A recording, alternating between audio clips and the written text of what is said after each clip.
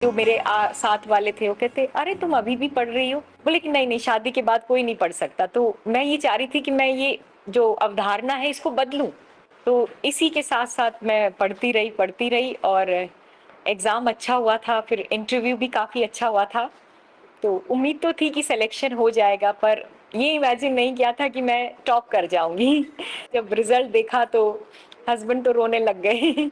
उनके मुंह से तो आवाज नहीं निकली, पर मैंने कहा कि ये क्रेडिट आप ही को जाता है। मेरा सिलेक्शन जो है एडिशनल डिस्ट्रिक्ट एंड सेशन जज के लिए हुआ है, और वाकई में ये बहुत बड़ी पोस्ट है और बहुत जिम्मेदारी वाली पोस्ट है।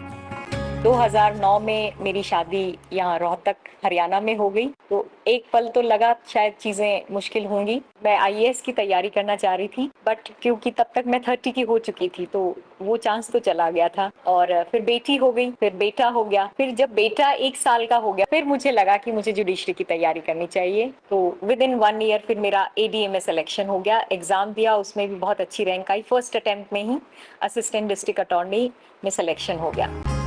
35 की हो चुकी थी तो हस्बैंड ने बोला कि अब तुम्हारी एलिजिबिलिटी हो गई है हायर जुडिशरी के लिए। हायर जुडिशरी में मिनिमम 35 एज होती है और 7 इयर्स का एक्सपीरियंस चाहिए होता है।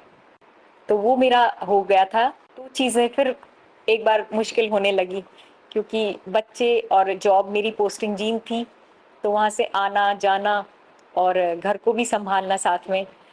तो फिर हस्बैंड ने कहा कि मैं जॉब छोड़ रहा हूँ। तो दोस्त वगैरह भी आते तो वो खुशी खुशी कहते आई एम हाउस हस्बैंड।